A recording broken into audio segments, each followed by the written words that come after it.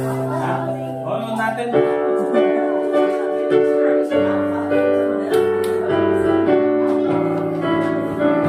Ay, number 1 lang.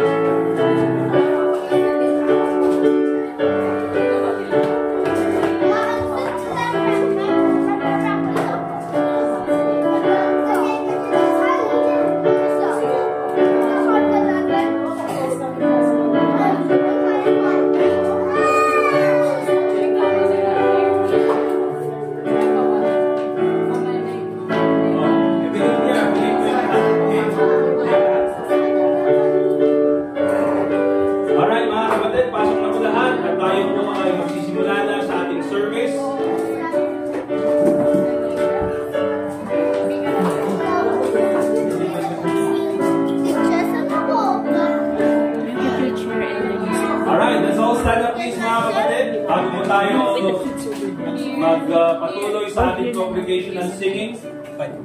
Let's go ahead and call Brother Edgar para sa ating opening prayer. Pagkatapos po niyan si Brother RJ sa ating congregation and singing. Brother Edgar.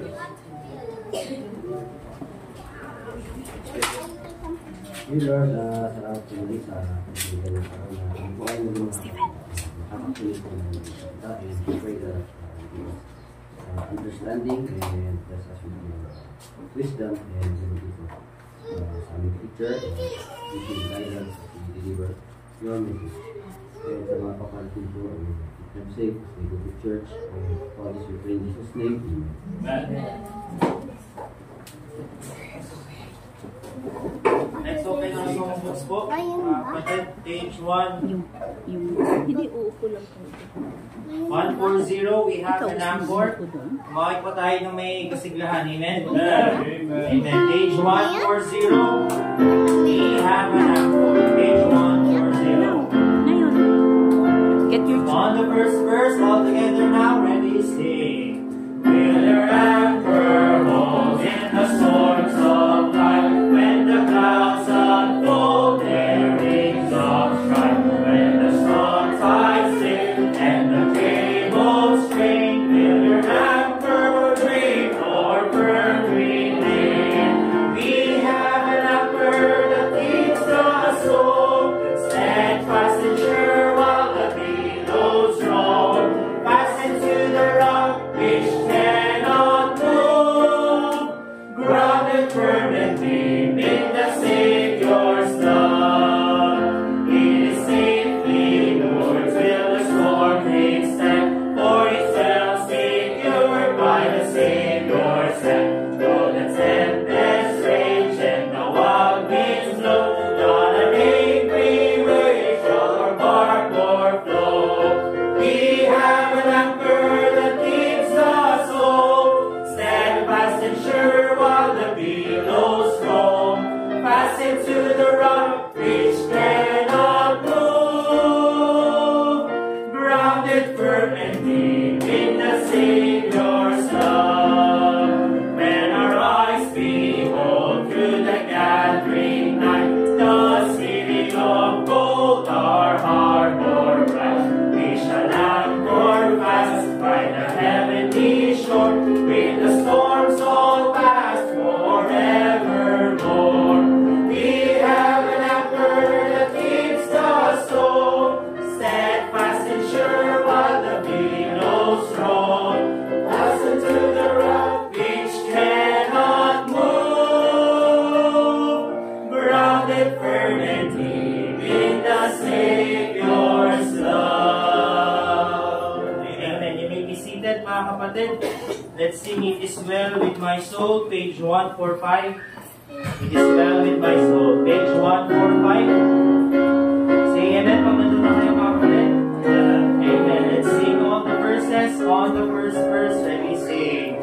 When peace like a river attended my way, when the sorrows like sea billows roll, whatever my lot thou hast taught me to say, it is well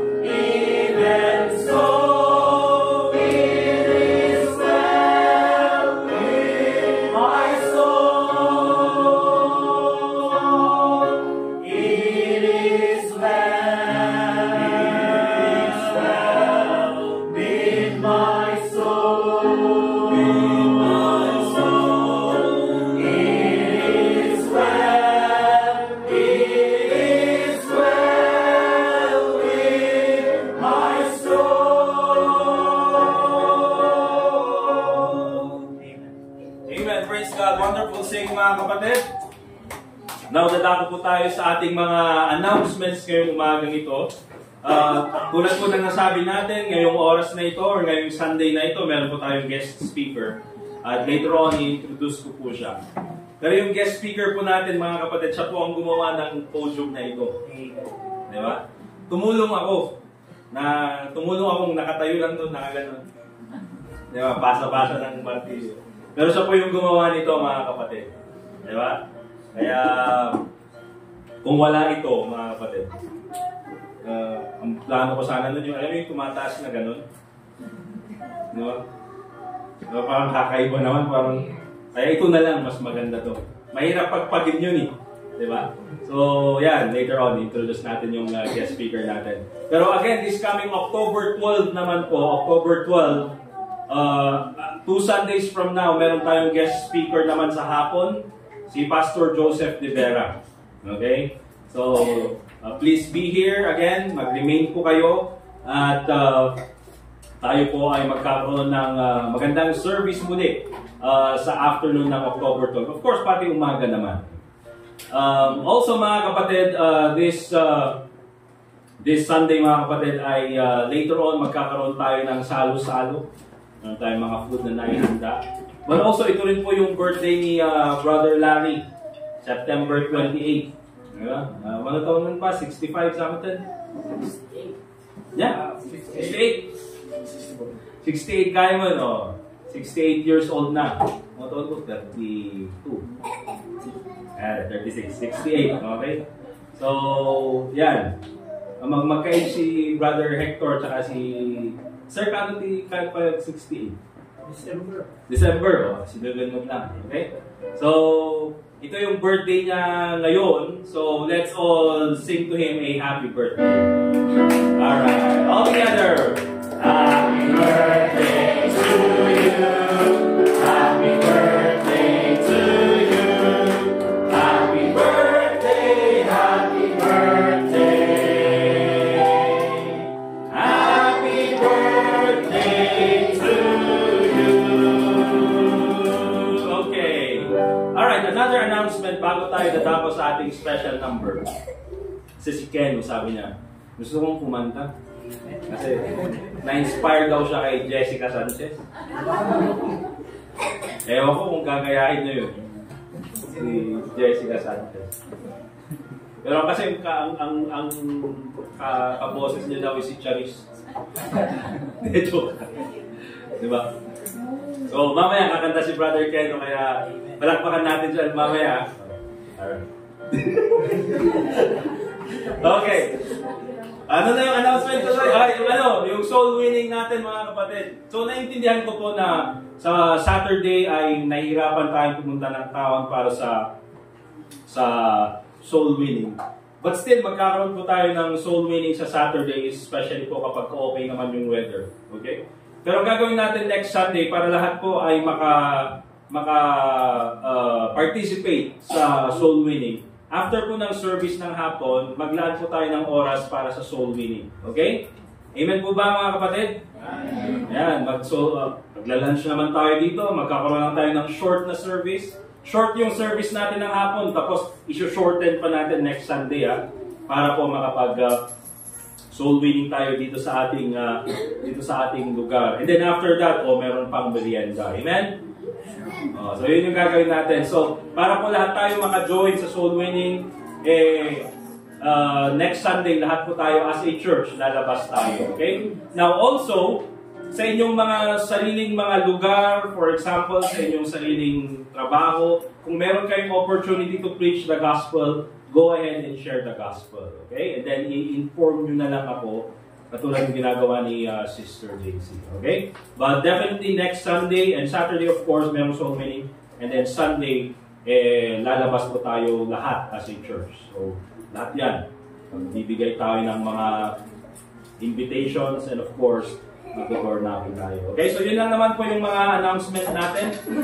Let's have our very special number bago po tayo magkaroon ng isa pang congregation na singing. Amen, brother Ken. Amen. I-prepare niyo yung golden buzzer, mga kapatid.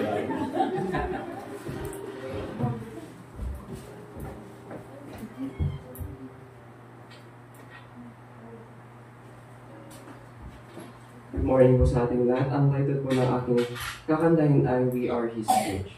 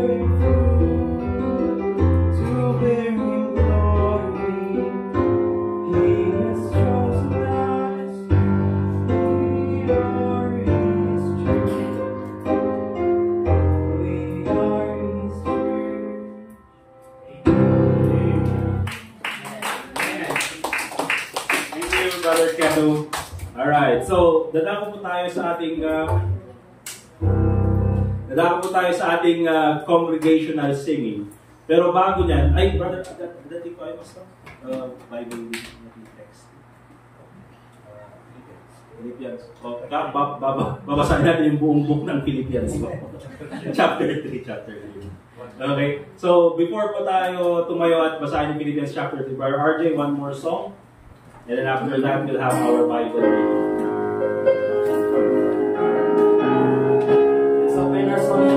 Page 138. Page 138, the Haven of Rest. 138, the Haven of Rest. On the first verse, all together now. My soul is satisfied, was out on life's sea. So burdened in sin and distress.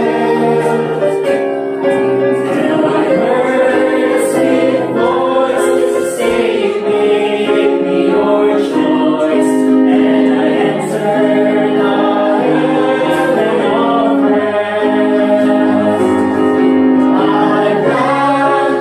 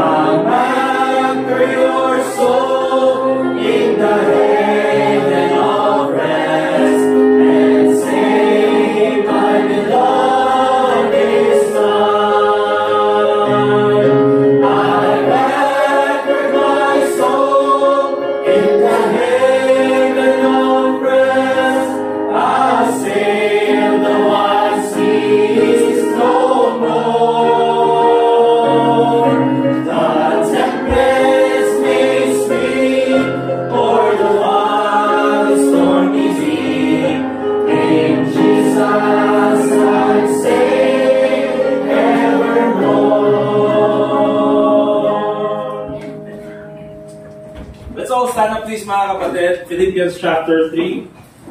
Basahin po natin hanggang 1, from verse 1 hanggang verse 21. Again, salitan po tayo. Pagdating sa verse 21, sabay-sabay po tayo. Okay?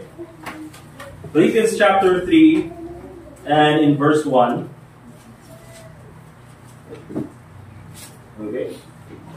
Nasabi ng Bible, finally, my brethren, rejoice in the Lord. To write the same things to you, to me indeed, is not grievous, but for you it is safe. Verse 2. Beware of dogs, beware of evil workers, beware of the uncircumcision.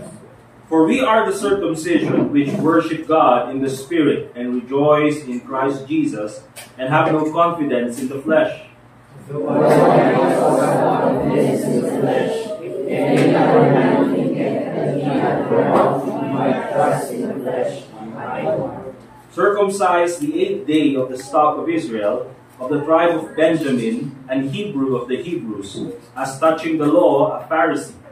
Concerning zeal, persecuting the church, touching the righteousness which is in the law, blameless. But what things were gained to me, those I counted loss for Christ. Yea, doubtless, and I count all things but loss for the excellency of knowledge of Christ Jesus my Lord, for whom I have suffered the loss of all things, and do count them but dung, that I may gain Christ. And be found in him, not having mine own righteousness, which is of the law, but that which is through the faith of Christ, the righteousness which is of God by faith. That I may know him in the power of his resurrection, and the fellowship of his sufferings, being made conformable unto his death. If by any means I might attain unto the resurrection of the dead.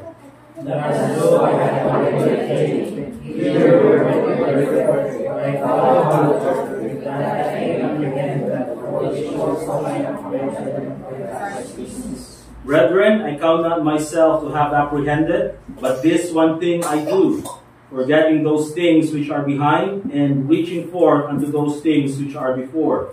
I press toward the mark for the prize of the high calling of God in Christ Jesus. Let us therefore, as many as be perfect, be thus minded, and if in anything ye be otherwise minded, God shall reveal even this unto you. Nevertheless, we have already attained the successful Brethren, be followers together of me, and mark them which walk so as ye have us for an example. For many walk of whom I have told you often, and after they are the enemies of the cross of Christ. Whose end is destruction, whose God is their belly, and whose glory is in their shame, who mind earthly things. For our conversation is in heaven, from whence also we do proceed for the Lord Jesus Christ. Together, who shall change our vile body, that it may be fashioned like unto his glorious body, according to the working whereby he is able even to subdue all things unto himself. Let us pray. Dear God, Heavenly Father, muli po nagpapasalamat kami sa oras na ito na kami po ay makakapakinig ng iyong salita.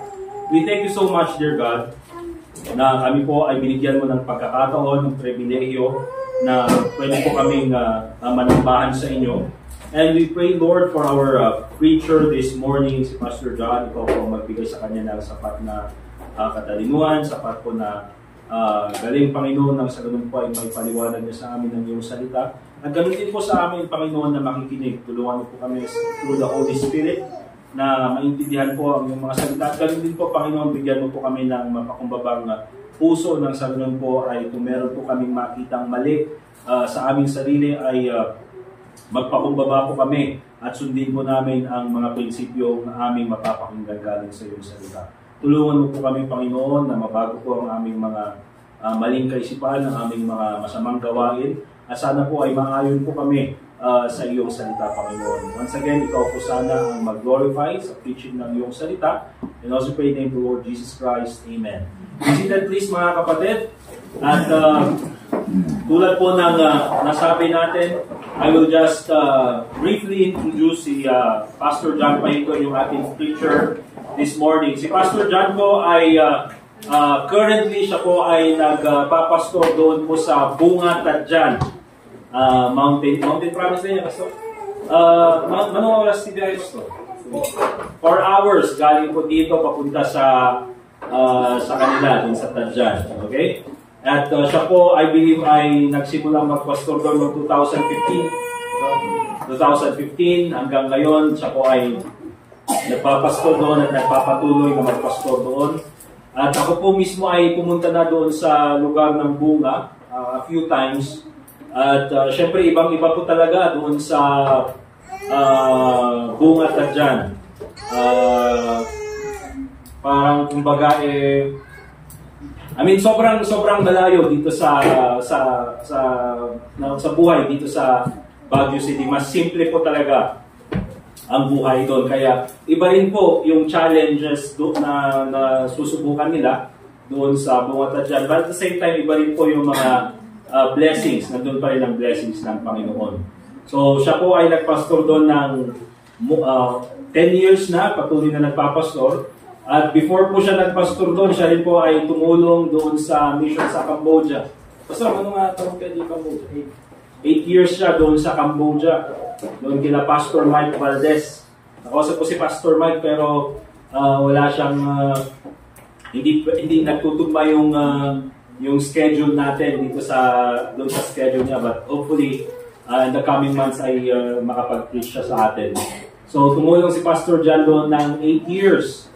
At siya rin po ay matagal ng member ng Highcrest Baptist Church. I believe Pastor John is yung mga charter members, mga naunang members. Ibig sabihin, Sunday school kids sila doon sa Highcrest Baptist Church noong 1980s. Okay, 80, kung kailan po simulan yung church natin doon. Di ba? Hanggang ngayon ay patuloy pa rin na naninilbihan. Kaya when it comes sa ministry, very extensive na po yung kanyang na-experience sa ministry. At marami pa po na punta nila dun sa Ambagyo. Remember si Pastor Chris na sinusuportahan natin sa Ambagyo. Siya po yung mga kasama noon ni Pastor Chris doon sa Ambagyo. Okay? At marami pong times na muntik na siyang masali sa NPA. Buti na lang hindi siya sumama. Hindi siya naging activista. But anyway, kasama natin si Pastor John ngayon. Kaya, si Sister Gretchen pala andun. Yan yung wife niya. Si Sister Gretchen, naging kaklase ko nung high school. EJ Luacan. Diba? Yan. Kaklase ko sila Joni. Okay? And then, I believe si Sister Gretchen ay tita ni Sister Angel. Anong team sila niya? Tita mo siya or pinsan? Lola? Ano? Tita. Kaya ako, tita ko rin si Sister Gretchen. Auntie. And at the same time, by default, uncle. Diba? So, ganyan, parang But anyway, mga kapatid, let's prepare our hearts and minds. Prepare po natin mga Bibles natin. O kids, makinig na tayo sa preaching, okay? Maingay. At tawagin natin dito sa ating pulpit at dito sa podium na kanyang ginawa si Pastor John Pahingon. So ginawa niya itong podium na ito noong 2018. Okay? Kasi yung podium namin noon, lamesa lang. But buti na lang meron si Pastor John na gumawa nito. Pastor John. Amen. Good morning. Salamat sa pribilegyo kang nagsaban. Meron bang hindi na kayo din ng Tagalog? Ay, paano? Pilitan maintindihan.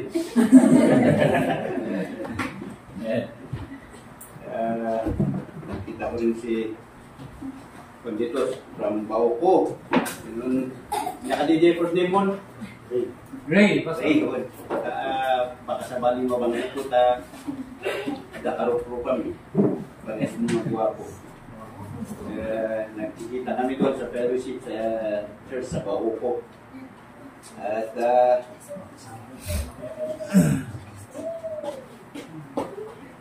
maganda yung Sunday school.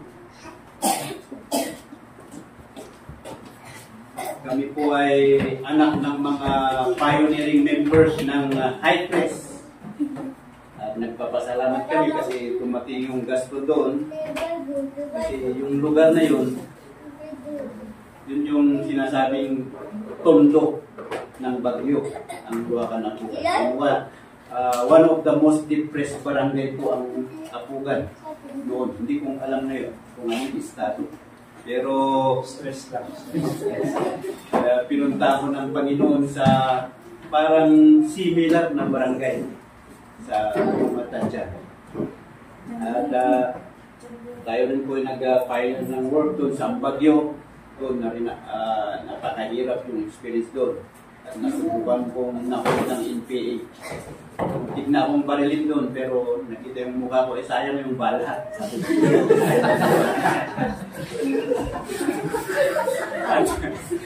Totoo po, nahold ako doon, pero ang prinsipyo ko kasi, once na sinurrender mo ang sarili mo para sa Panginoon, walang dapat katakutan. And one of the most dangerous person here on earth is the man who has nothing to lose. Prinsipyo ni Apostol Pablo yun. Prinsipyo ni Apostol Pablo. Kaya parang nakunabo sa buhay ni Pablo. Kaya siya yung pinag-aaral ko yung mga libro niya. At isa sa pinaka-paborito ko ay itong Book of Philippians. Book of Philippians. Pangasawa ko si Gretchen. Nung nagkita kami, pinag-pray ko na siya yung gusto kong mapangasawa. Parang may nag-whisper sa akin, you're abusing the grace of God. You're abusing the grace of God. Pero sabi ng Panginoon, hindi na lang grace ang i-apply ko, mercy. Kaya mercy na-apply ng Panginoon sa atin. But truly, the grace of God.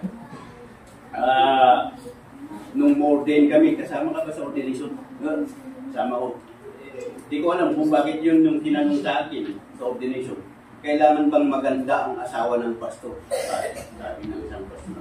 Ang sagot ko, hindi naman. Kaya lang, importante para mapatunayan mo yung grasya ng Panginoon talaga. Na-experience mo. Yun. At salamat, kinasal kami nung pandemic. Kasagsagan ng pandemic, kaya both parents namin hindi nakapunta. Closed door. Gusto ko naman noon, nakamas kami lahat. Magkakaparehas na wala nang pangil at buwapo. Nakamas lahat. Yung kasal namin, very unique. At saka yung gastos, nagpurtero lang ni Jay good taste. Napakan mo. Selected lang namin yung nasa barangay lang natawag namin ng mga sponsor. Yun pa rin ay grace ng Panginoon. At title ng ating pag-aaralan ngayon ay Knowing the Lord Fully. Amen. Knowing the Lord Fully. I believe, kasi dito, masasabi kong ito yung one. Ipulgin ko na.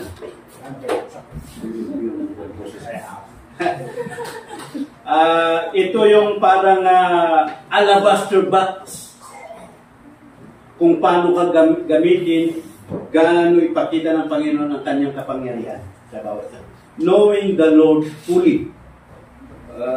In this epistle, the Apostle Paul tells us of 7 great aspirations. Dito sa Book of Philippians, makita natin yung 7 great aspirations,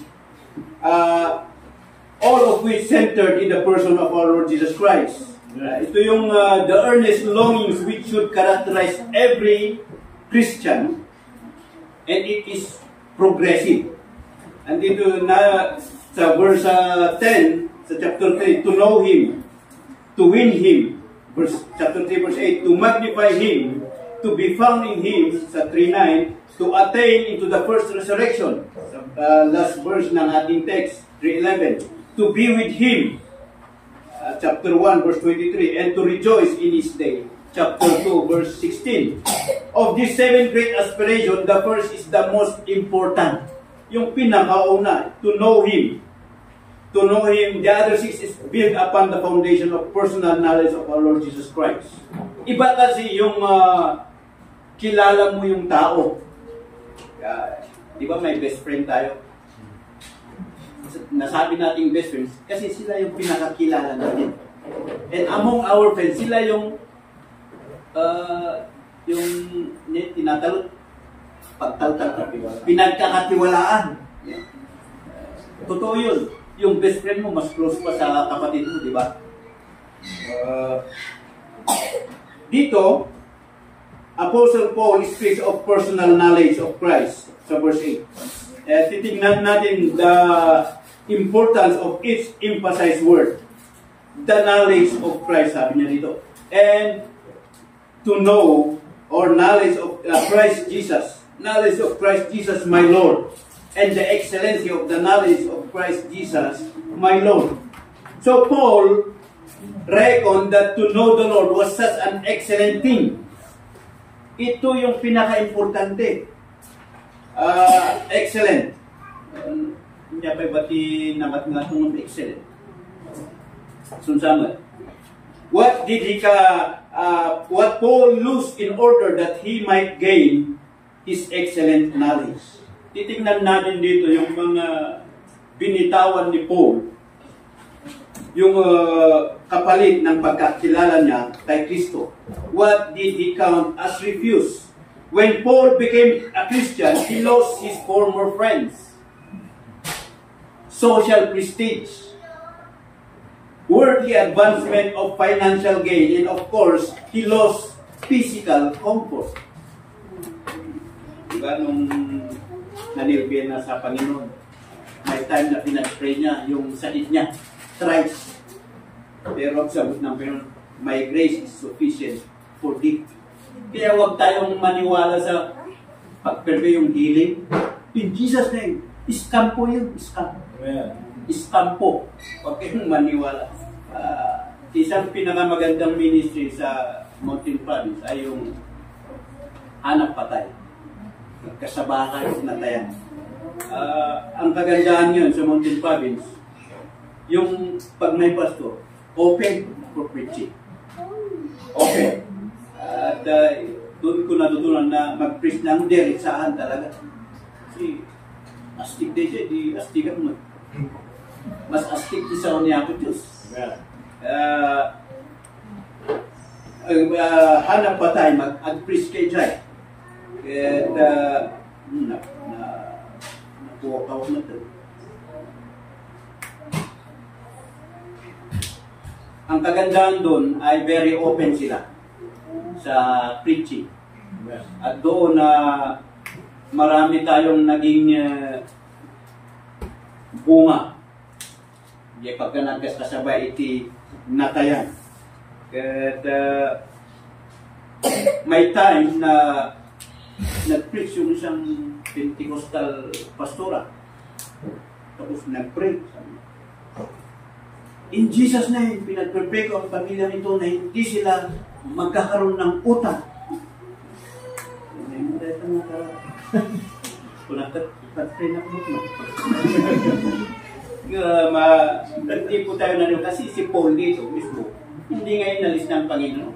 Mismo ka, si Apostol Pablo. Kaya scam po yun. Of course, we pray personally sa ating healing, but we pray for God's will, not our own. Kaya pag pinag-prepare ko yung mga kapatiran doon, I pray na kung halooban mong pagalingin to, ay pagalingin mo. Hindi yung in Jesus' name. Scam po yun. So, nakita natin dito, yung pati yung physical na comfort ni Apostol Pablo ay nawala. At marami pa siyang binitawan at nawala sa kanyang buhay. Sa verse 5 and 6, notice the 7 things which Paul counted of great value. Bago ma-save si Apostol Pablo, ito po yung pinaka-importante sa kanya. At ito yung pinapahalagan niya. Sa verse 5 and 6, Paul counted of great value until he became a Christian. So, sabi niya rito sa verse 5, circumcised the 8th day. This shows that he was a true Jew. Ito yung pinapakita niya na talagang totoong Hudyo siya. Kasi noon, yung law sa Hudyo, on the 8th day, no circumcised yung bata. of the stock of Israel. He was the actual descendant of Patriarch Jacob. Importante kasi sa mga Hudyo, yung matrace mo kung saan ka galing. Very important yun. Kaya yun yung minimerize nila. Of the tribe of Benjamin and Judah. Ito kasi yung Benjamin and Judah, ito yung very privileged tribe of all the 12 tribes.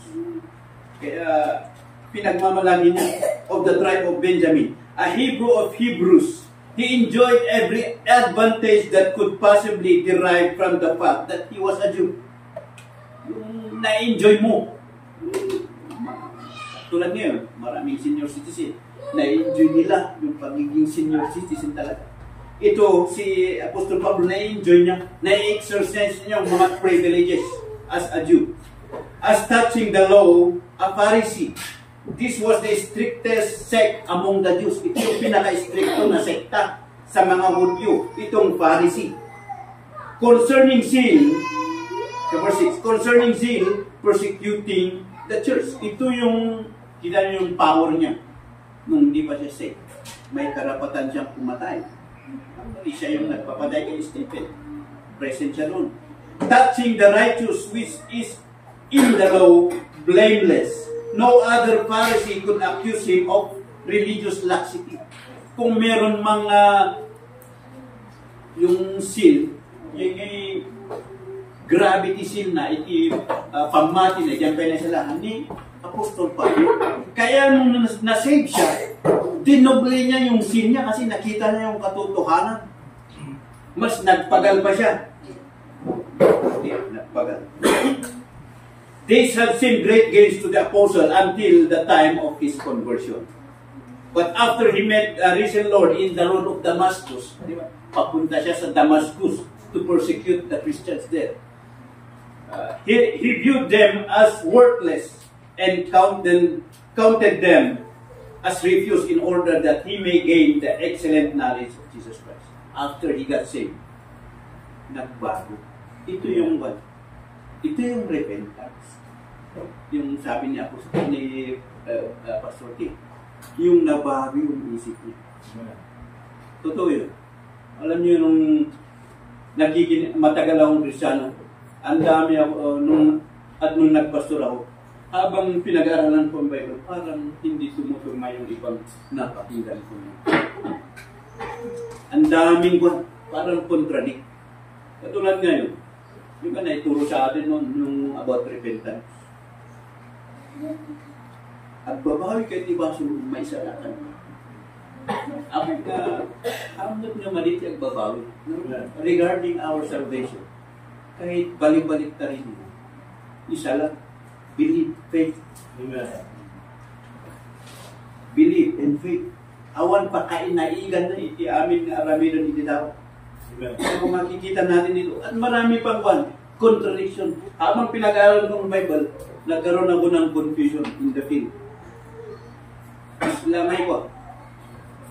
Luwag ikasabang na ito, agbalin nga revolutionary. Agbalin ka na heretic.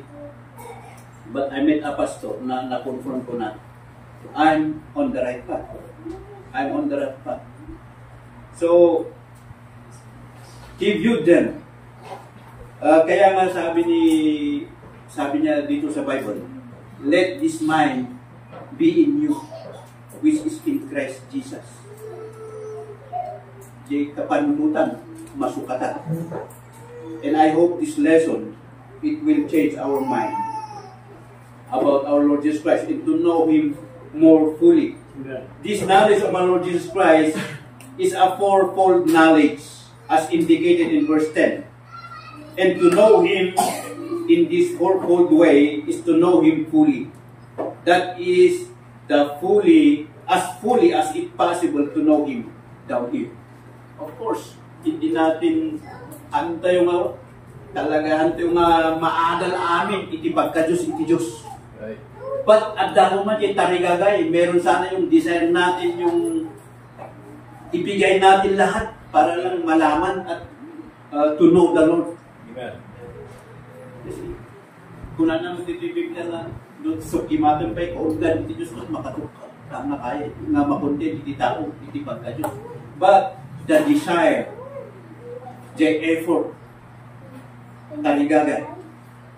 Sila kumay di basol. Ang basol tayo pa uray na isalatan tayo. Ngayon di kaya niya ako Diyos. Di agkaroon tayo kumay di design na manglaban iti basol. Yes, sir. In the extent nga di iba, ito tayo amin nga effort. Takno lang malabanan tayo di basol. Amen. And it is possible because marami nang nakagawa na Kristiyano. Yung matitinding kasalanan. Si Joseph. Amen. Daniel, may saksadra na binundo. Possible. Why? Para malaman natin, know the person of our Jesus Christ. First, point natin po, and before anything else, let's pray. Amang banal na nasa langit, maraming salamat muli sa oras na ito, yung pinagkaloob, yaman kami, yung opportunity and privilege na maalam mo yung sasaob. Dumawat kami, tiasikin palabor mo, aggaraw iti Holy Spirit tinagtitingan mita, dati pagbanagan iti karamihan mita kanang sa. Pakawalan na kami mo, tinagpasusulan mi, iti adi ko nung sa mga tataam ko. Awan ti sa bali nga may nga ito, hindi ko sikat. Ito itin kami dawat, tinapating na nagan ka na mo Isus. Amen. Fourfold. First, knowing His person. Knowing His person. Sabi na that I may know Him. Magkaiba kasi yung kilala mo at kilala mo yung in person. Kilala natin si BBN, kilala natin si Magal, but in person, hindi. Hanggang doon lang kilala natin. Magkaiba yung agsabaling nga, di ba? Kung ako'y empleyado ng palasyo at kilala ko personally or kaibigan ko si BBN, depende sa pagkakilala niya, depende sa pagkatao niya, mag-perform ka. At siyempre, haan na napintas na leader, at ang sirsibiga, apektaran na di servisyo. But knowing the Lord in person, habang nakikilala mo ang Panginoon, kasi wala namang masama sa kanya. It means to say, habang nakikilala mo siya, gumaganda rin ang buhay Kristiyano mo. All vital Christian experience begins when we come to know not only about the Lord, but when we come to know Him personally. Amen. Sabi ko nga, magkaiba yung kilala mo lang siya na Savior. Katiting lang yun. Malawak pa ang dapat natin malaman sa ating Panginoon. Amen. Kaya tayo hindi nagagamit, kaya hindi natin na-experience. Kaya sabi natin parang boring yung buhay Kristiyano ko. Hindi mo masyadong kilala ang tagapagligtas mo. Multitudes of people who know about Him are in the same position. At sana itong lesson natin ay magkaroon tayo ng desire to know Him more. Jesus Christ is salvation, sabi niya sa John 17:3.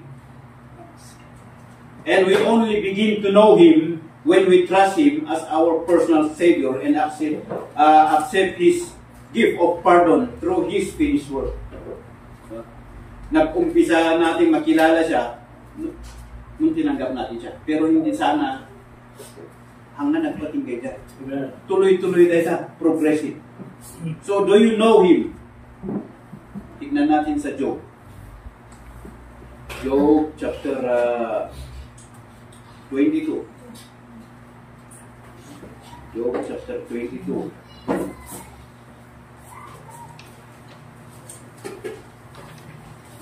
Verse 21. Acquaint now thyself with Him, and be at peace thereby. Good shall come unto thee. Acquaint now thyself with Him. Sabi niya rito, yung acquaint now thyself. Jay, Tagalog, iyam. Iyam amum itibagim, or amum pa. Iya-touch mo itibagim. tapno, kuna nito be at peace thereby and shall come, and good shall come unto thee. Sabi niya rito, pag makilala mo pa siya, adupay tinasaya at maumay tibiyat. Adupay tinasaya at maumay tibiyat. There are of course degrees of knowing Him. Adupay iti degrees of knowing our Lord Jesus Christ. Katulad sa atin din, sa ating family, sa ating family circle. May mga adanti kabagyan tayo nga am mo una diya kapsa tayo, kumanti una yung am mo. At sa sabali, depende. Dita. Paul first come to know him in the Damascus Road sa Acts chapter 9 verse 3. But 30 years later, he said, after 30 years, sabi niya sa Philippians 3 verse 10. Philippians 3:10. That I may know Him and the power of His resurrection and the fellowship of His sufferings, being made conformable unto His death. That I may know Him. Kita natin dito palalim ng palalim yung acquaintance ni Apostol Pablo sa Panginoong Hesus. Philip first came to know Him, the Lord, at the commencement of His public ministry. But see what he said to Philip over 2 years later, John 49. John 49.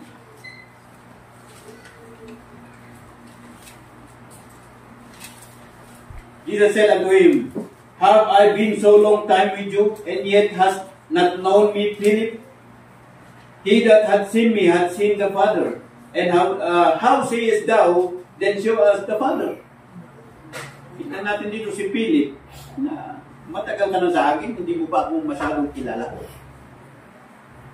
Yun din siguro ang magandang itanong natin sa ating sarili. Ang tagal na nating Kristiyano, gano'n mo kakilala ang Panginoon Jesus? Sabi ko may best friend tayo. Diba? Kaya best friend natin sila, laging tinatakbuhan. Kung gano'n mo siya. Apa nga naging best friend? Kasi na-accept na ka. Amo na tibulok tayo, di best friend tayo. So nga, kahit mo nga mamon ni Pastor Timothy, biroon di best friend tayo. Ang dami ni Judge. Diyan files. Ang dami ni files dyan. Gano'n mo kakilala ng Panginoon at gano'n mo siya kakilala? Tinatakbuhan ba natin lagi ang Panginoon pag may problema? O unang tinatakbuhan natin, Bombay?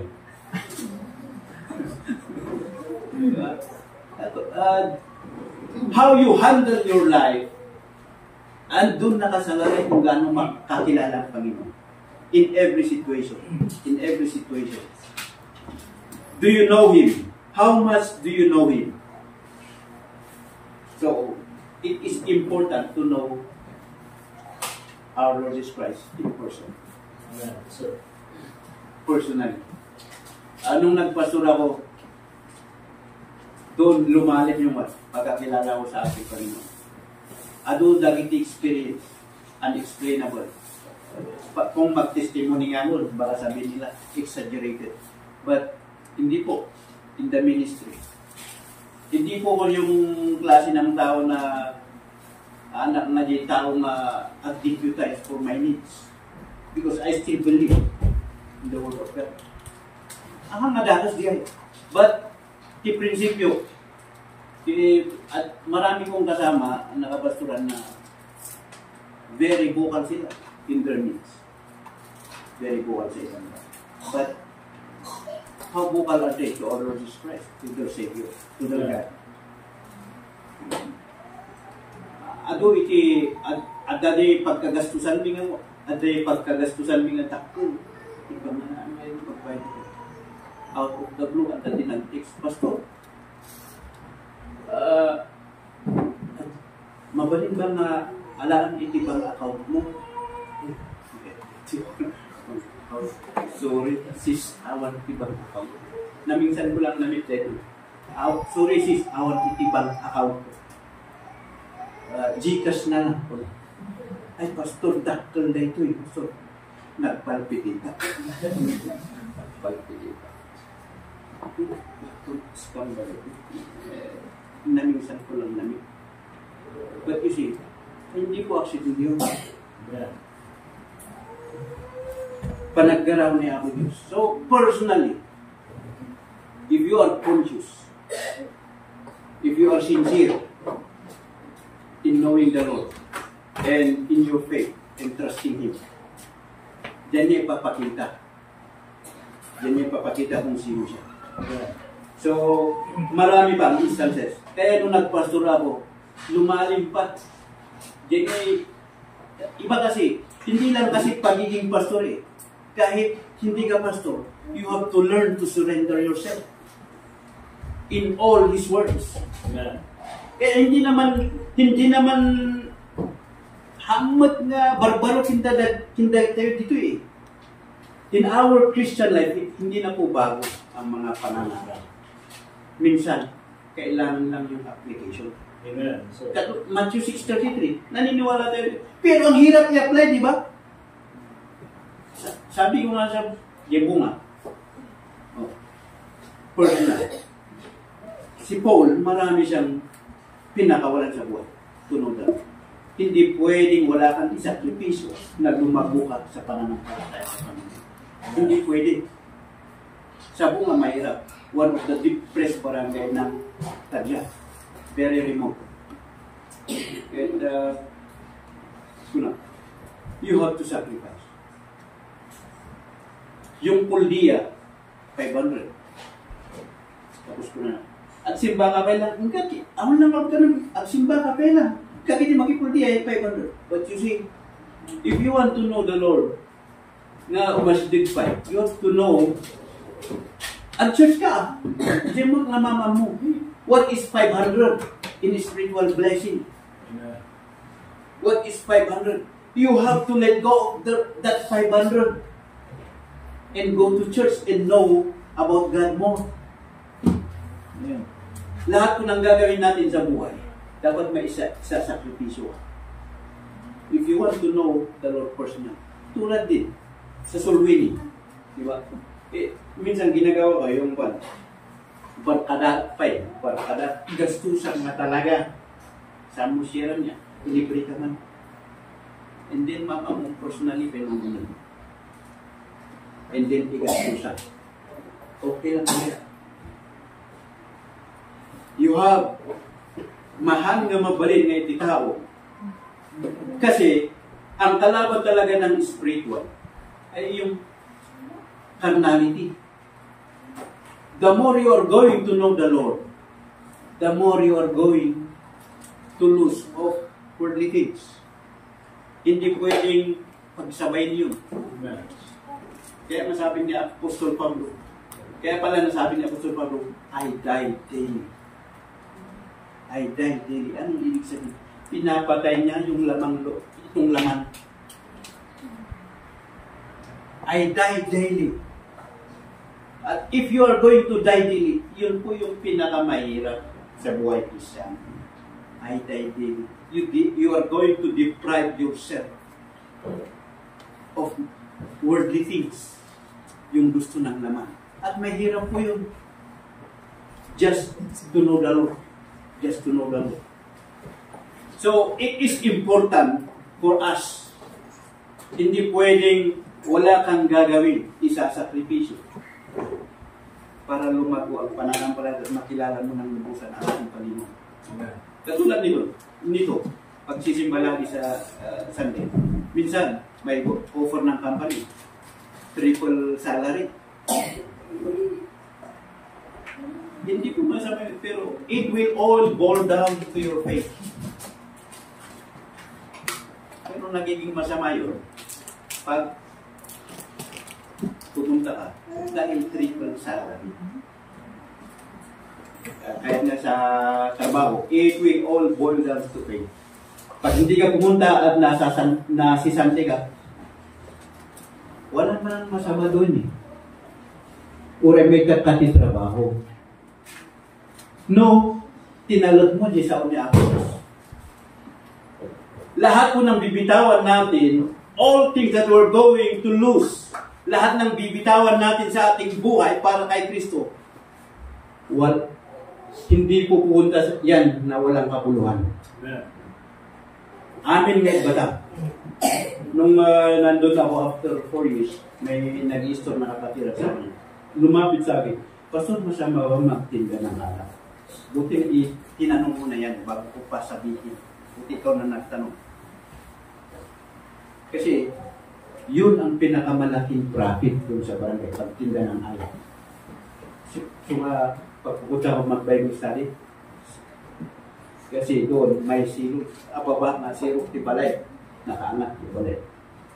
Punong-puno ng mga tuba ito. Iti sirok tibalay, di nga talaga. Ito nga, iti product dahani. So nga problema ti buti, nagado.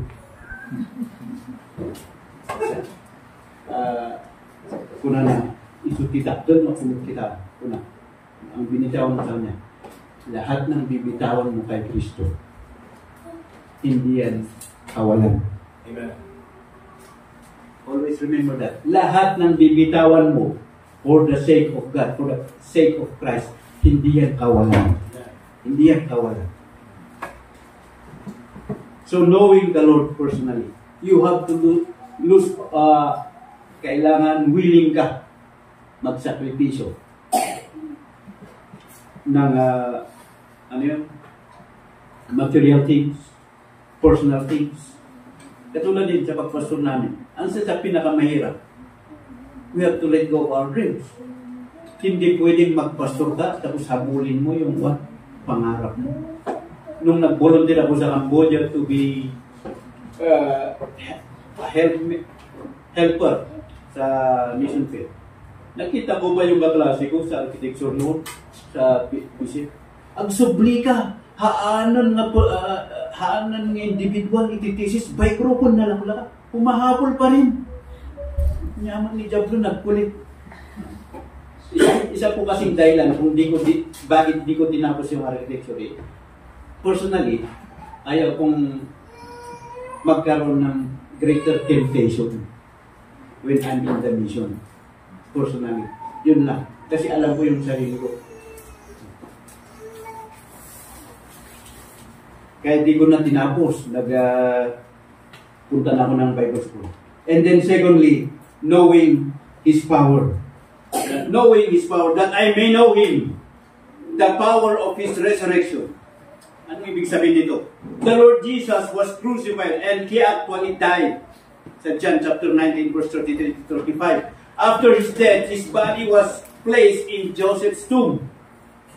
Kita natin sa chapter 19 ng John. And then, anong nangyari? After the third day, He rose again. Amen. And the same mighty power which raised Him from the dead, the power of His resurrection is available for us to experience. Every Christian through union with the Lord Jesus Christ. This is the meaning of Romans 6:33. Sabi sa Romans 6:31. Romans 6:31.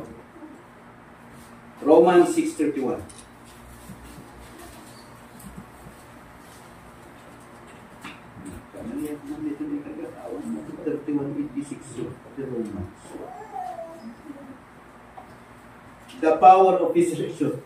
Sorry. Sa bali na ikagat niya. O baka 6:3.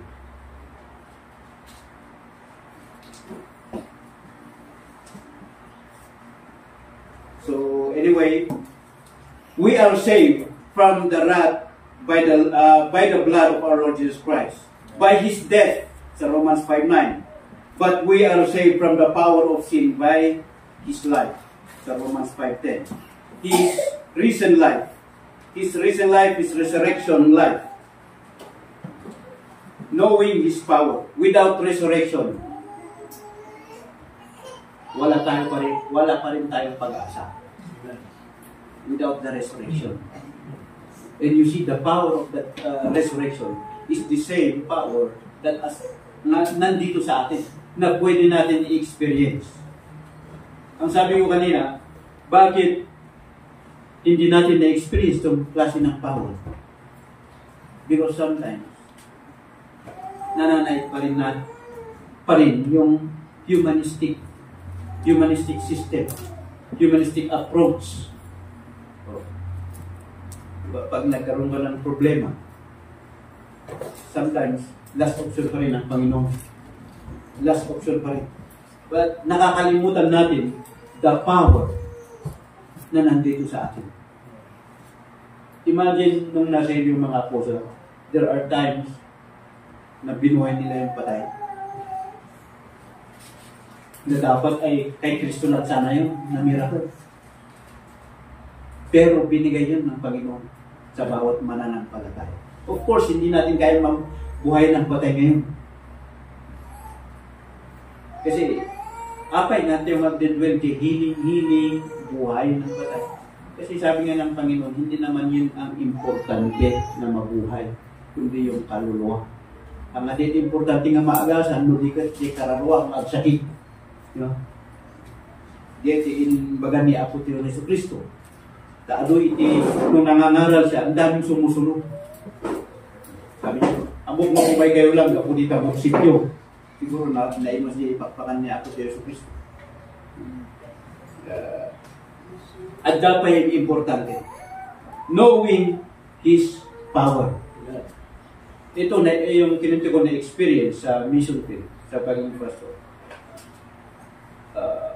Blessing after blessing, miracle after miracle. Sabi kong miracle yun. Kasi, hindi mo makomprehend as a human kung paano gumawa ang Panginoon. Sabi ko, hindi natin kailangan magpastor para ma-experience natin yun. Itong power na ito is available for every Christian. It is available for every Christian. Yun nga lang, sabi ko, ang problema sa atin, Christian, alam natin mga verses. Ang hirap lang i-apply. Kasi, yung prinsipyo, nandito pa rin. Prinsipyong nunod ng tao. Hindi pa rin, minsan, hindi pa rin totally na-change yung kaisipan natin. So, knowing His power. Hindi ba na-realize niya?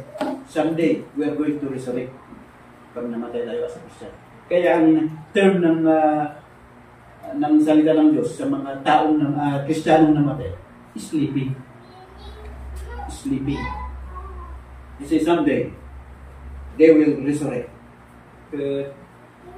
Palapit na ng palapit ang panahon, pagbalik natin Panginoon.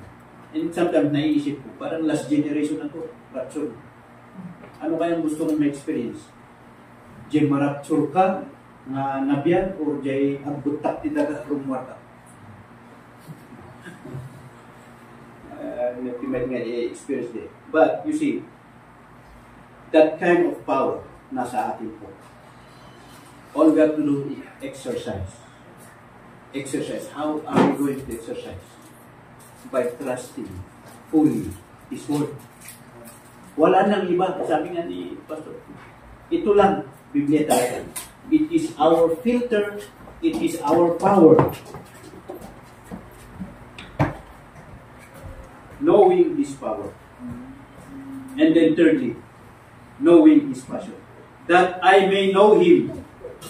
Sabi niya, the fellowship of His suffering. Meron palang fellowship of suffering. Ano ba ito? Anong Wednesday? Sa ulit pastoran sa Wednesday. Wednesday. The ministry of suffering. Philippians pa rin. And that I may know Him and the fellowship of His suffering. This means to share the reproach, the ignominy, the scorn, in short, the suffering which He endured on our behalf when He was arrested, falsely accused, and crucified. Hindi po yung ministry. Alam nyo ba na ministry ang suffering? And sometimes, ito yung dahilan kung bakit hindi natin na-experience yung power ng Panginoon kasi ayaw natin yung suffering. Magsulwini, ayaw mong magsulwini dahil ayaw mong mapahiya.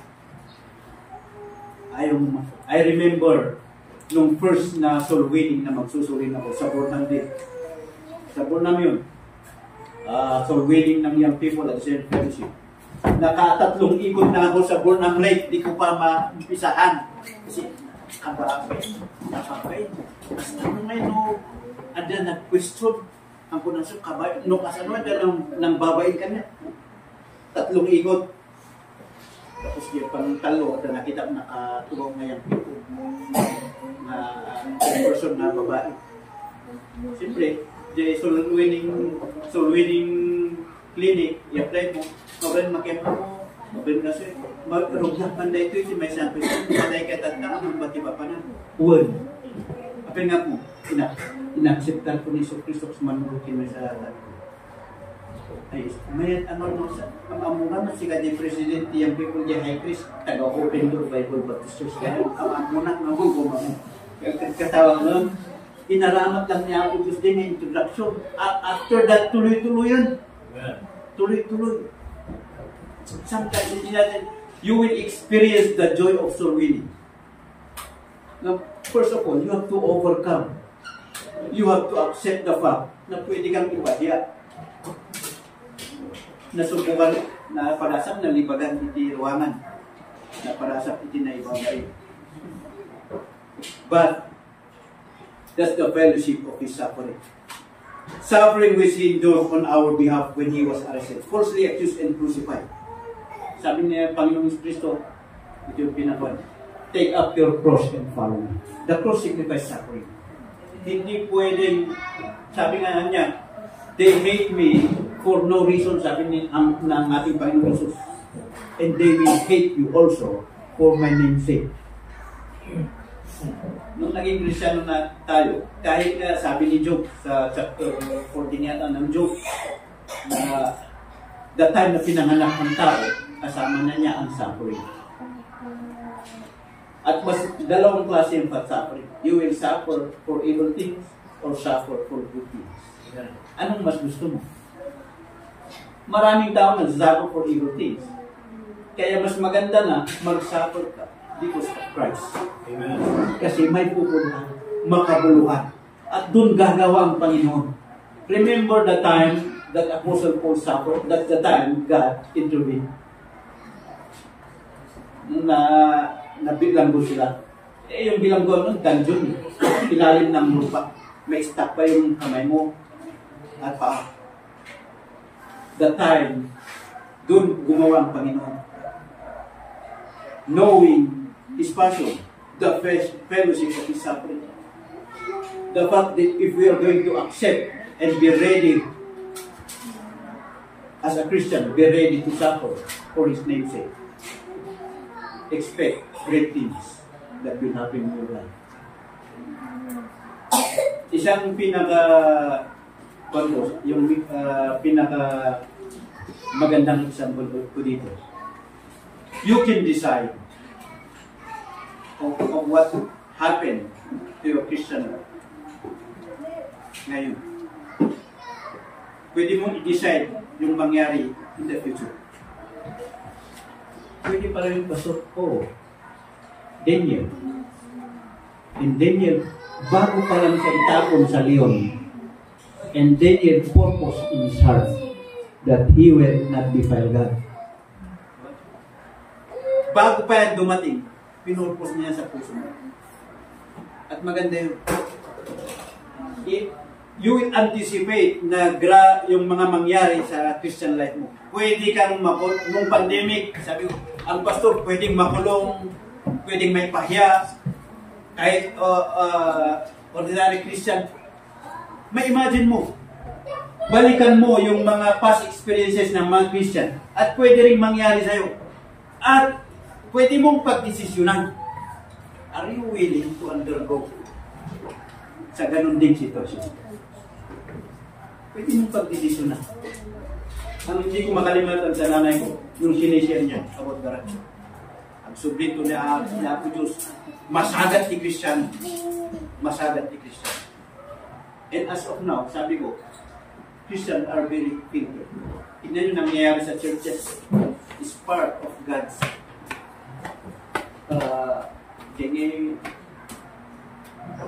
purging of God before Garacho.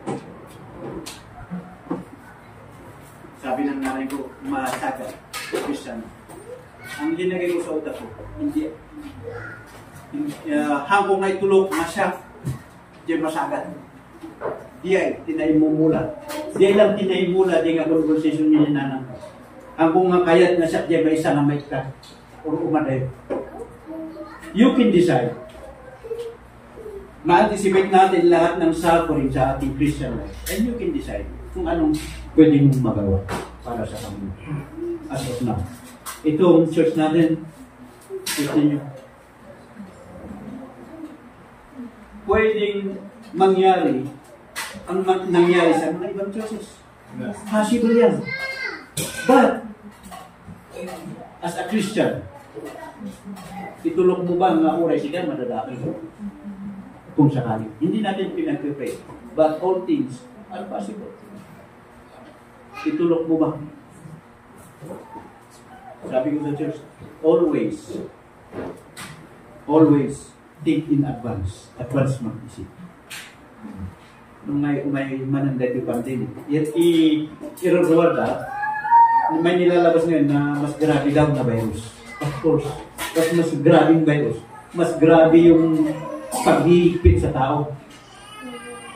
Meron na lalabas na bagong virus. And you can decide what can you do in your Christian life if that things come. Nung may tigas grabe nga pandemic, ituloy mo ba ang nag-serving? Ituloy mo ba? Uray maparigat ka o makulong ka? Sabi ko, nung pandemic kasi, tinuloy namin yung service namin. Tuloy mag-service pa rin tayo. Diba, pag makulong, pag nahuli tayo, ako naman yung makukulong kasi ako yung pastor eh. At ako yung aako. At pag nakulong ako, magpipis ako sa kulungan. Ganun lang yun. I-anticipate mo nga kasi ayun. But, iti para ako lagi yun. May kasama kaming pastor sa Manila. Nag-service sila. Punong-puno, overall, doing pandemic. Nakaruwar. Tapos di katabi niya na Katolik kasi walang nagsimba. Yun, na-report siya. Kahit na nakasunod naman nakulong. At sabi niya, buti lang ginawa ko yun kahit mahirap. Apay, dakal nagapuanan na dyan, church. Dakal nagapuanan na. You see, if you're going to know the fellowship of His suffering is a ministry. The fellowship of suffering.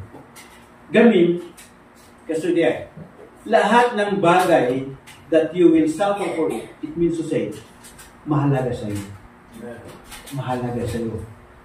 If you will suffer, marami kayong pagdadaanan sa church. Ito yung magbubuklod sa inyo. Through suffering. Hindi through happening, yung happy times. Through suffering. Di ba yung best friend mo, pag nakita kayo, you recall the hard times, iiyak kayong dalawa. Kasi yun yung nagbubuklod sa inyo. Ganon din sa atin. Ito yung nagbubuklod sa ating Panginoong Hesus. Common thing. Something in common for us is to suffer for Christ's sake. For Christ's sake. Laging sinasabi niya, if you're going to learn the life of Apostle Paul, kaya gustong-gusto ko siya, laging pumupunta kay Kristo. Pag-aaralan mo yung buwan niya. Laging kay Kristo, laging kay Kristo. For the sake of Christ, for the sake of the gospel. Wala nang iba. The fellowship of His suffering.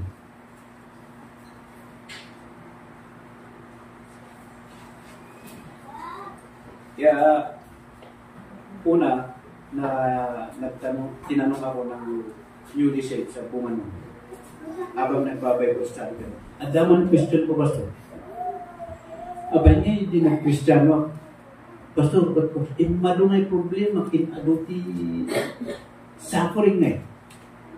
Una ka na, haan nga yung madu. Puno siguro nga yung madu, parehas. Sa bali lang yung panunod mo. Expectation. Iba yung pagkakilala niya sa Diyos. Na pag nag-Christian, pag nagsimba ka, mawawala yung problema. Iba yung pagkakilala. The same. Hindi lang nabago yung isip. Mali yung pagkakilala niya sa Diyos.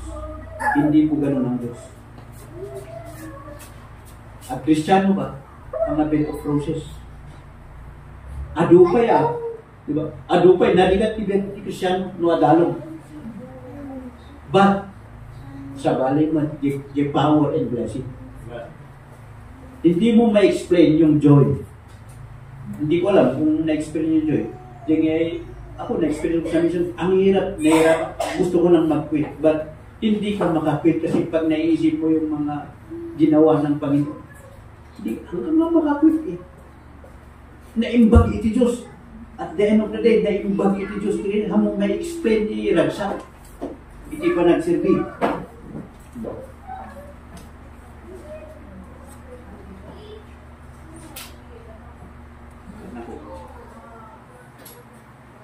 The fellowship of His suffering. It is possible that we are shunning the reproach of the cross, and that in consequence we know little of His wonderful fellowship. So, pag-iwasan natin yung suffering, mabait na, as a Christian, iwasan doon yung maging comfortable tayo. But, ang iniiwasan natin doon, the wonderful fellowship with our Lord Jesus Christ. Inya na iba istorya mo. Iti buhay Kristiyano. Diba? Pag-testimony, may time na very eager tayo mag-testimony sa paggawa ng Panginoon sa ating buhay. Diba? Minsan, kita ka pa, di ba na mong isa no, pag-istorya. Dito ka tibilip-tibilip ko sa niya. Puri awan testimony na. Di baptis. Ada ba? Tibendisyon? Awan dumakter ng testimony. I hope nga masuro tayo na iruwar iti kinaimbag ni Apo Diyos. Di nagnaan tayo nga rigat tapos ada intervene ni Apo Diyos. Very eager tayo magkwento.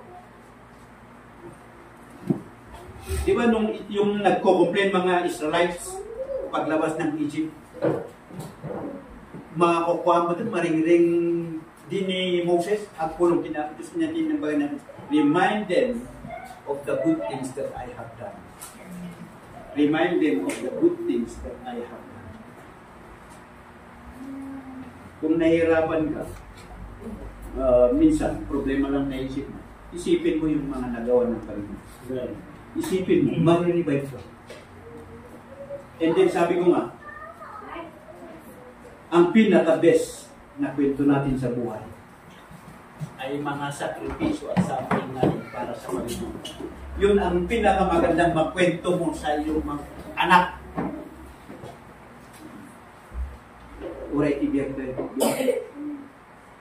na kaya suffering. Doon tayo ijagamin iti kuna tayo nga success iti Christian life. Yung mapagbalian, you will become victorious over problem because you have a God. You have a God. And sabi ko nga, if you are willing to suffer for Christ, and pinaka the best na blessing natin is yung presensya ng Panginoon. Hindi niya alisin yung problema, pero andun siya. Di ba iba yung comfort? Iba yung comfort mo noon. Pag pumupunta ng city ang naming parents, iiyak kami kasi gusto namin sumama. May time na nawala ako sa hitap, umiiyak ako. Diyan ko mamakitan ni tatang. Ako lang yan nakitugaw nga makimumuma. At taba ko ang bungang mabiro at sa namin. At iba yung nakita mo siya at kasama mo. Iba yung comfort. At yun din ang naranasan ko sa mission field sa Cambodia. Sa Cambodia, 8 years ago. May time na iiyakan na hindi mo alam ang dahilan. Lahat kami na-experience namin yun. Yung pupunta ka sa Malayo, Mr. Wallet, na pursuer New Zealand. At the time, dagiti nag-abroad, makarelate kayo. Naiiyakan, hindi mo alam. Isa doon kasi malayo ka sa loved ones. Imagine yung sabi ng Panginoon, and lo, I am with you always. That's the greatest blessing and comfort for us. And lo, I am with you always, even unto the end of the world. So, may experience natin ang kapangyarihan ng Panginoon full if we are willing to suffer for Him. To suffer for Him. Kasi anong gagawin niya? Kung gusto mo, puro comfort. Sige, di tayo na rin. Ano kaya? No, and then lastly, knowing Him in person, knowing His power, knowing His passion, knowing His purpose. Knowing His purpose. Being made conformable unto His death. God's purpose for every believer is set in Romans 8:28. Romans 8:28.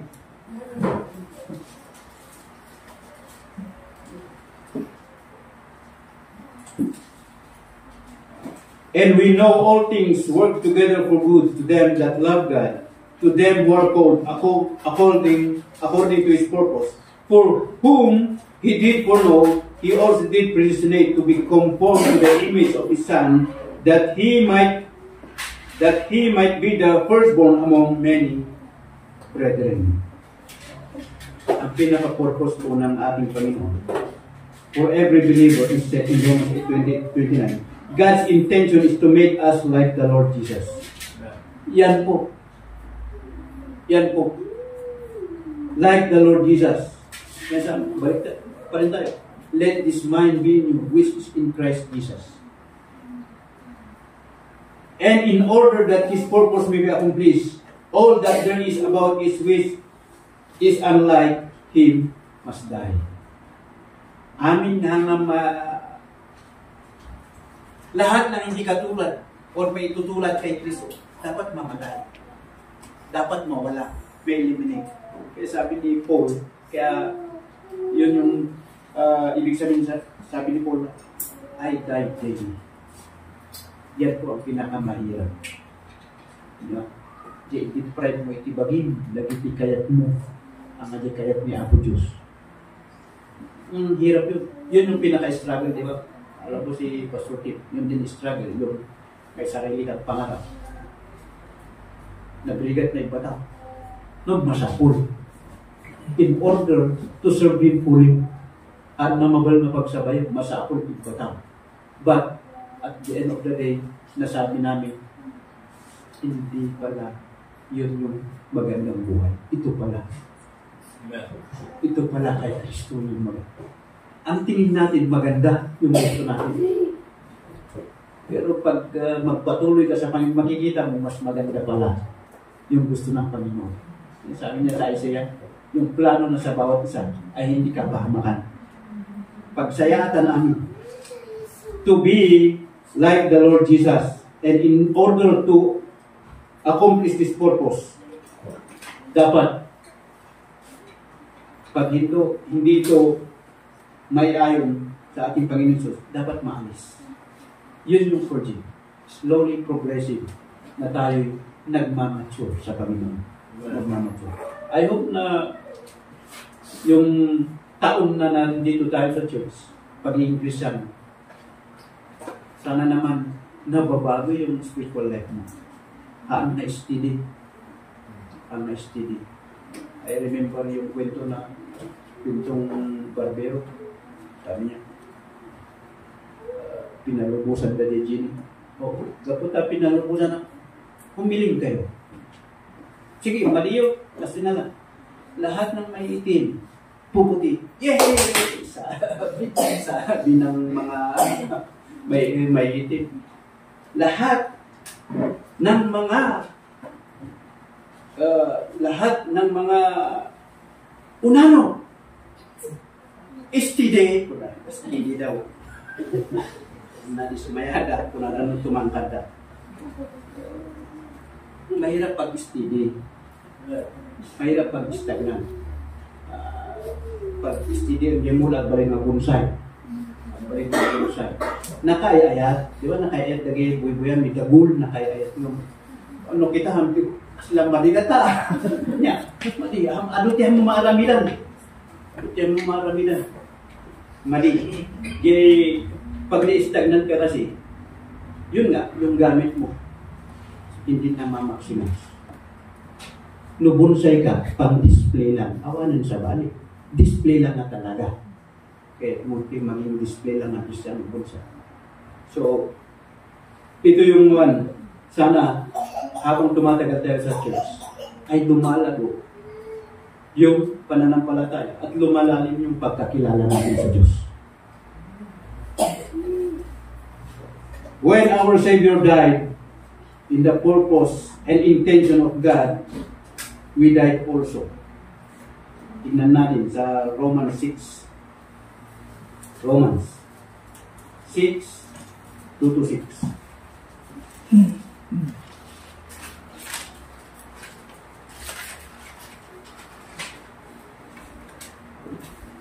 God forbid, how shall we that are dead to sin live any longer therein? God forbid, how shall we that are dead to sin live any longer therein? Knowing not that so many of us were baptized into Jesus Christ, were baptized into his death, therefore we are buried with him by baptism unto death, that like as Christ was raised up from the dead by the glory of the Father, even so we also should walk in newness of life. For if we have been planted together in the likeness of his death, we shall be also like in the likeness of his resurrection, knowing this, that our old man is crucified with him, that the body of sin might be destroyed, that henceforth we should not serve sin.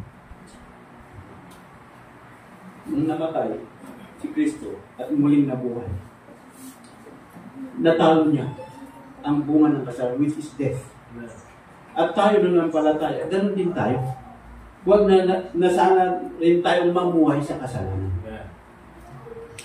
Ang purpose ng Panginoon for us is righteousness. To be like Christ. Ibig sabihin, if possible, of course, paano? At conflict na eh. At conflict, tapos ano, ito yung i-recruit mo. Ang kamagbaso, kung dati yung kailang tinasan, yung sabi ko kanina, yung mind at puso natin, dapat nandito. Yung na paglabanan mo. Ang tatanungin naman ng Panginoon, ano bang nagawa mo sa paglaban ng kasalanan? Sa baligamin, di imagine suliso, awan pulos inaramid mo na effort. Sa bali mo, di talaga na seryoso nga Kristiyano, magtatagdad dito sa sasaw niya ako Diyos. If you will stand for the truth, stand for sin, you will suffer. Ado ti pagdalanan. Ado ti pagdalanan.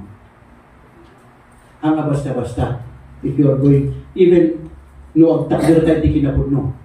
Yung sabi niya kanina, yung text kanina, na yung gumagawa ng kasalanan, the truth is not in him. Ibig sabihin yun, hindi sa save. Pag nabuhay ka ng kasalanan, wala lang effect sa'yo. Baka hindi kasi, the truth is not in you. Sino yung truth? Walang iba yung sinasabing truth. Our Lord Jesus Christ. Christ is not in you. At ito po yung pinaka-purpose ng ating Panginoon sa bawat isa. To be like Christ. To live like Christ. To follow His footsteps. To follow His footsteps. Siya lang yung namuhay na naging tao na walang kasalanan. At maraming, sometimes ang problema, ginagawang rason ng pagiging tao. But you see, we'll go again to the Word of God. Sabi naman ng Panginoon, hindi niya ibibigay yung trial or testing na hindi mo kaya. Ibig sabihin, kaya mo. Ginusto mo lang gawin. Ito po, knowing His purpose, to be like Christ. To be like Christ. Ang pinaka-main purpose ng church is to be like Christ. Possible ba na ang isang Kristiyano may ministry pero malayo ang puso sa Panginoon? Possible, di ba? Ano bang naglalayo? Kasalanan. Possible na may ministry ka, pero possible din na mamuhay ka sa kasalanan. And sometimes, karamihan na nakakita ko, ginagawang rapper lang yung ministry sa pagkatao nila. But That's not the purpose of Christ. Ang purpose po ng Panginoon sa atin is to live like Christ and to enjoy our Christian life. So yan po ang purpose. Knowing His person, knowing His power, knowing His passion, and knowing His purpose. Sabi ko, ito, kung paano mo kakilala ang Panginoon, doon tayo magagamit. And I know, habang makikilala mo ang Panginoon, ito kasi mangyayari sa bawat Kristiyano. Habang lumalalim yung pagkakilala niya sa Panginoon, nag-iisip din siya kung anong magagawa niya sa Panginoon. At doon din siya nagkakaroon ng ministry. Kasi imposibleng makilala mo ang Panginoon na wala kang magawa sa buhay Kristiyano mo. Pag wala kang nagawa, hindi mo kilala talaga ang Panginoon. Remember, God is a righteous judge. Hindi pwedeng hahayaan niya na mamuhay ka sa kasalanan. Kung anak ka niya. You will suffer for it. Gagawa ka ng kasalanan at mamumuhay ka sa kanya, you will suffer. Mas mabuti bang mag-suffer ka para sa kanya? Kasi may blessing. At yun talaga. Ang sabi ko kanina, if you will suffer for Christ, dyan ka lalago, dyan ka magmamature, dyan ka titibay. Knowing the Lord fully. I hope na habang tumatagal tayo sa buhay Kristiyano, ay lumalalim. Ito po yung purpose namin as a pastor. To feed you and lumalim yung pagkakilala nyo sa Diyos talaga. And you will mature. Yun lang. Yun yung simpleng kaligayahan ng pastor. Nothing more, nothing less yung lumago sa pananampalataya at makilala mo ang Diyos ng lubusan. As a pastor, hindi ganun kalalim. Patuloy pa rin as a pastor yung kilala mo sa Panginoon. Sabi nga ni Paul, after 30 years, sabi ni Paul, gusto pa niyang malaman ang persona ng Panginoon. Hindi po titigil. Tayo po ay pare-parehas na lumalago. Ang importante po ay lumalago tayo. So, knowing the Lord fully. Knowing the Lord fully. Dito po natin may enjoy yung buhay Kristiyano natin. Tumayo po tayo.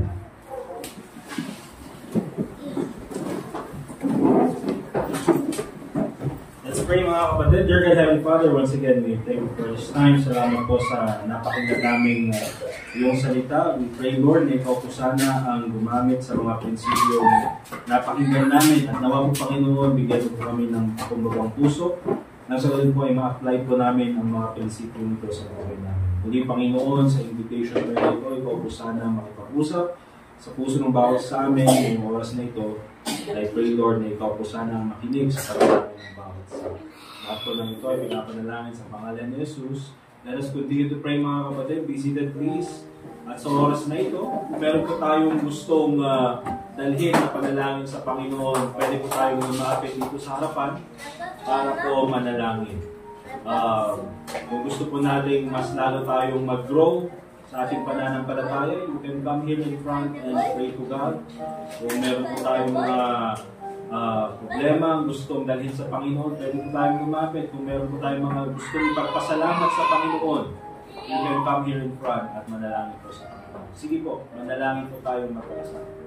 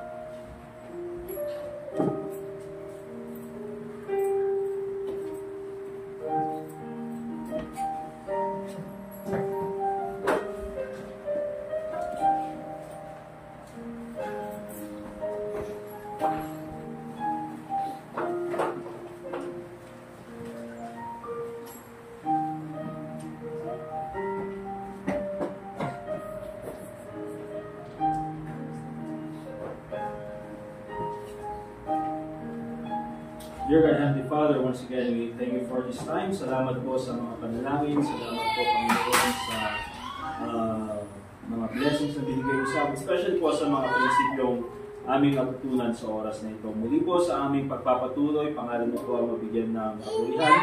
And also pray in the name of the Lord Jesus Christ. Amen. Alright, so Pastor John, salamat po sa pangalan ng salita ng Diyos. Let's go ahead mga kapatid and prepare po yung ating mga offerings and tithes at ibibigay po natin sa oras na ito. At tatawagin po natin para sa ating offertory prayer si Brother Hector. Let's all stand up please mga kapatid para sa ating prayer this time.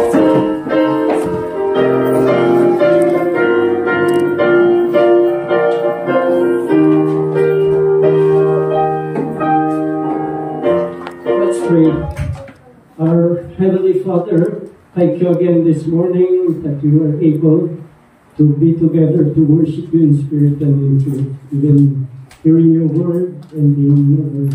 Father, even as we continue this morning, we have the opportunity once again to honor you with our substance, Father, because you are the source of our resources. You gave us jobs and our finances. So this morning, we want to give you back a portion of what you have given us. May we be that cheerful and generous giver, thinking of the work of the ministry and being proud of you. Thank you for your love to us. In Christ's name, amen. Amen. Let's go ahead and give our offerings.